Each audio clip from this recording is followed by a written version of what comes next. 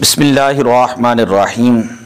ایک مسلمان کے لیے جن چیزوں کا جاننا انتہائی ضروری ہے ان میں سے پہلی چیز ہے عقیدہ توحید۔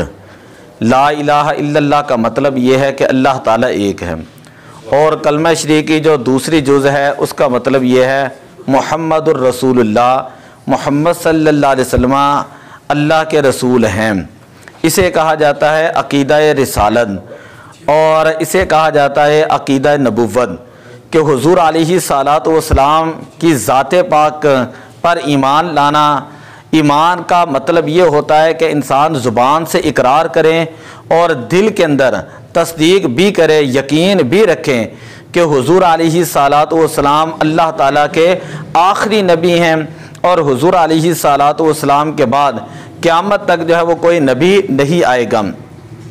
تو اسے ہم عقیدہ ختم نبوت بھی کہتے ہیں۔ یہ ایک مسلمان کے عقائد میں سے سب سے بنیادی عقیدہ ہے، عقیدہ توحید اور عقیدہ ختم نبوت۔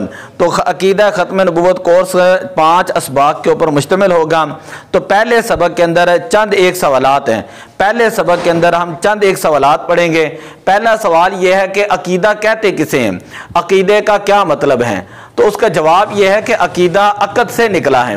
عقد جس کا مطلب یہ ہے کہ گرہ لگانا، عقیدہ یہ عقد سے بنا ہے، اور جس کا معنی ہوتا ہے گرہ لگانا۔ ان مضبوط نظریات کو کہا جاتا ہے کہ جس کے اوپر انسان کے اعمال کا دار و مدار ہوتا ہے۔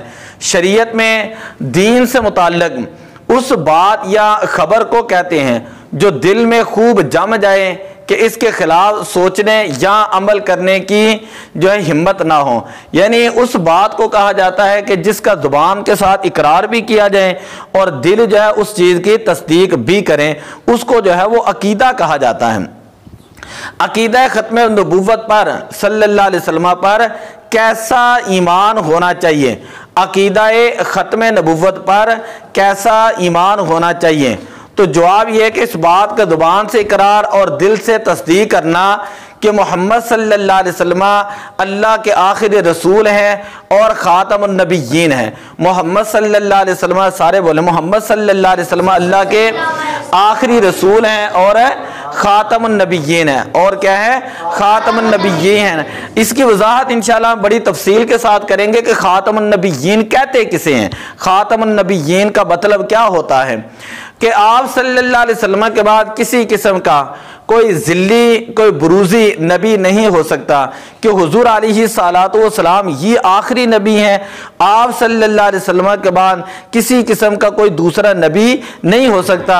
یہ ایک مسلمان کا عقیدہ ہے۔ نہ کوئی ذلی نبی ہو سکتا ہے، اسی طرح نہ ہی کوئی بروزی نبی ہو سکتا ہے۔ سوال نمبر 3 یہ ہے کہ کتنی قرآنی آیات اور کتنے احادیث نبویہ میں ختم نبوت صلی اللہ علیہ وسلم کے دلائل موجود ہیں؟ یعنی یہ عقیدہ قرآن اور حدیث سے ثابت ہے۔ قرآن پاک کی کتنی آیات سے ختم نبوت کا عقیدہ ثابت ہے، کتنی احادیث سے ختم نبوت کا عقیدہ ثابت ہے؟ تو اس کا جواب یہ ہے کہ 100 سے زیادہ آیات ہیں، 100 سے زیادہ قرآن پاک کی آیات ہیں جن کے اندر یہ موجود ہے کہ حضور علیہ الصلاۃ والسلام اللہ کے رسول ہیں، جن کے اندر ان چیزوں کا اظہار موجود ہے کہ حضور اللہ کے آخری نبی ہیں۔ اور 210 سے زیادہ احادیث نبویہ میں ختم نبوت صلی اللہ علیہ وسلم کے دلائل موجود ہیں۔ باقاعدہ طور پر بخاری شریف کے اندر، باقاعدہ طور پر ترمذی شریف کے اندر وہ احادیث بڑی طویل کے جو ہے نا، انشاءاللہ ہم اس کورس کے درمیان میں یہ بھی پڑھیں گے کہ ختم نبوت کے اوپر 40 حدیثیں، ختم نبوت 40 ختم نبوت اسے کہا جاتا ہے۔ 40 ختم نبوت کا مطلب یہ ہے کہ ختم نبوت کے اوپر 40 حدیثیں یاد کرنا، یعنی وہ 40 احادیث جن کے اندر صراحتاً پتہ چل جاتا ہے کہ حضور علیہ السلام آخری نبی ہیں۔ وہ انشاءاللہ ہم 40 ختم نبوت کورس بھی اس کے اندر ہی ایڈ کریں گے۔ نمبر 4، ختم نبوت صلی اللہ علیہ وسلم پر کوئی حدیث بیان کریں۔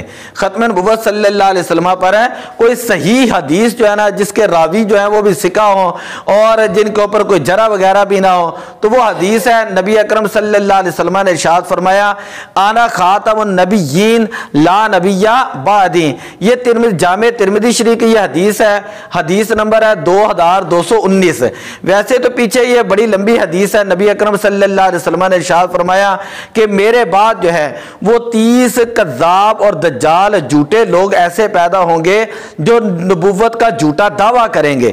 پھر آخر میں حضور علیہ السلام نے فرمایا انا خاتم النبیین لا نبی بعدی، کہ میں آخری نبی ہوں اور میرے بعد کوئی دوسرا نبی نہیں ہوگا۔ پانچواں سوال یہ ہے کہ جھوٹے مدعی نبوت سے دلیل طلب کرنے کا کیا حکم ہے؟ یعنی جو شخص جھوٹا ہوں، جھوٹا نبوت کا دعوے دار ہو، جیسے مرزا غلام احمد قادیانی قادیان کا دجال ہے، کہ اس طرح کے جو لوگ ہیں جو نبوت کا جھوٹا دعویٰ کرتے ہیں، جھوٹے نبی بن جاتے ہیں۔ اگر کوئی بندہ جھوٹی نبوت کا دعویٰ کرے اور دوسرا بندہ اس سے دلیل مانگے تو اس کے لیے کیا حکم ہے؟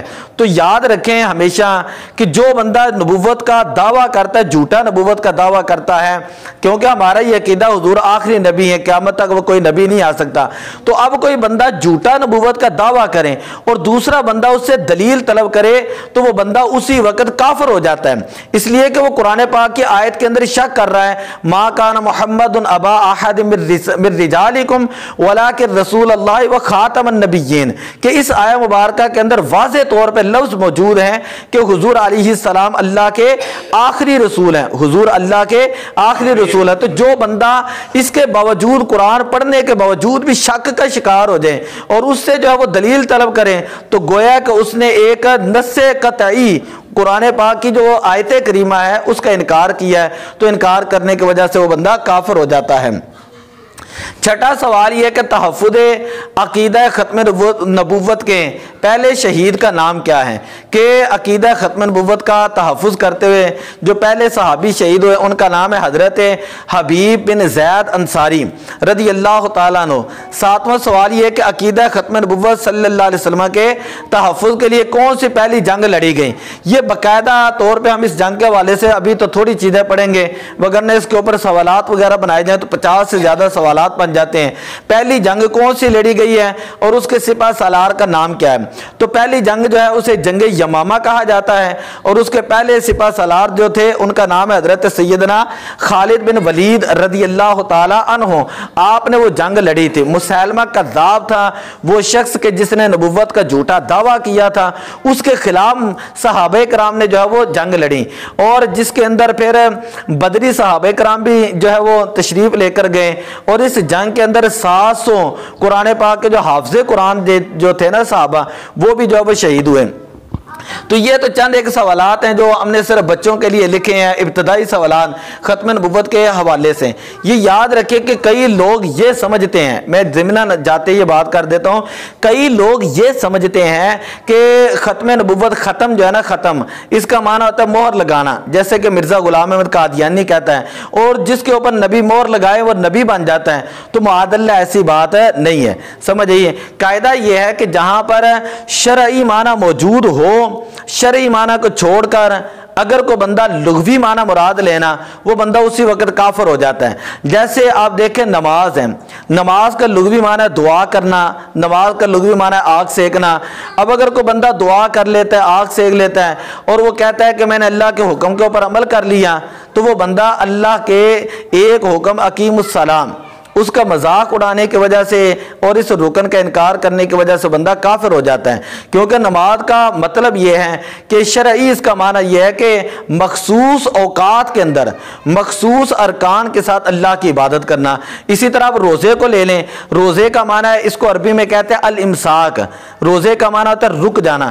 اب اگر کوئی بندہ تھوڑی دیر کھانے سے رک جائے اور وہ کہے کہ میں نے لغوی معنی پر عمل کر لیا ہے، اب مجھے جو ہے وہ شرعی معنی پر عمل کرنے کی ضرورت نہیں۔ شرعی معنی روزے کا یہ ہوتا ہے کہ فجر صادق سے لے کر غروب آفتاب تک کھانے پینے اور جماع سے بعد رہنا۔ اگر کوئی بندہ لغوی معنی پر عمل کر کے کہے کہ میں نے شرعی معنی پر بھی عمل کر لیا ہے لہذا میں بری سما ہو چکا ہوں، تو وہ قرآن پاک کا ایک رکن اس کا انکار کرنے کی وجہ سے، ایک اسلام کے ارکان رکن کا انکار کرنے کی وجہ سے وہ بندہ کافر ہو جاتا ہے۔ اسی طرح زکوٰۃ کو لے لیں، زکوٰۃ کا لغوی معنی ہوتا ہے ستھرا کرنا، اصطلاحی معنی ہوتا ہے کہ ایک مخصوص مخصوص مال پر جب نصاب پورا ہو جائے، سال پورا ہو جائے اور مخصوص فقیر کو آپ مالک بنانا، اس کو کہا جاتا ہے زکوٰۃ۔ لیکن اگر کوئی بندہ شرعی معنی چھوڑ کر وہ یہ کہے کہ میں نے اپنے کپڑے ستھرے کر لیے، میں نے اپنا مال تھوڑا سا ستھرا کر لیا، تو وہ بندہ بھی اسلام سے خارج ہو جاتا ہے۔ اسی طرح حج کا لغوی معنی ارادہ کرنا، شرعی معنی یہ ہے کہ مخصوص اوقات میں مخصوص مقامات میں جا کر مخصوص افعال کے ساتھ اللہ تعالیٰ کی عبادت کا ارادہ کرنا۔ اب اگر کوئی بندہ حج کے لیے وہاں پہ نہ جائے، یہاں سے کہیں سڑک پہ چلا جائے اور وہ کہے کہ میں نے لغوی معنی پر عمل کر لیا ہے لہذا مجھے شرعی معنی پر عمل کرنے کی ضرورت نہیں ہے، تو وہ بندہ شرعی معنی کا انکار کرنے کی وجہ سے کافر ہو جائے گا۔ تو قاعدہ میں نے یہ بتایا ہے کہ جہاں پر شرعی معنی مراد لیا جا سکتا ہو، شرعی معنی کو چھوڑ کر لغوی معنی مراد لیں اور شرعی معنی کا انکار کر دیں تو بندہ کافر ہو جاتا ہے۔ اسی طرح ختم نبوت صلی اللہ علیہ وسلم کا شرعی معنی یہ ہے جو قرآن سے بھی ثابت ہے، احادیث سے بھی ثابت ہے، اور جو جمہور امت مسلمہ کا ایک عقیدہ ہے کہ حضور علیہ السلام اللہ کے آخری رسول ہیں۔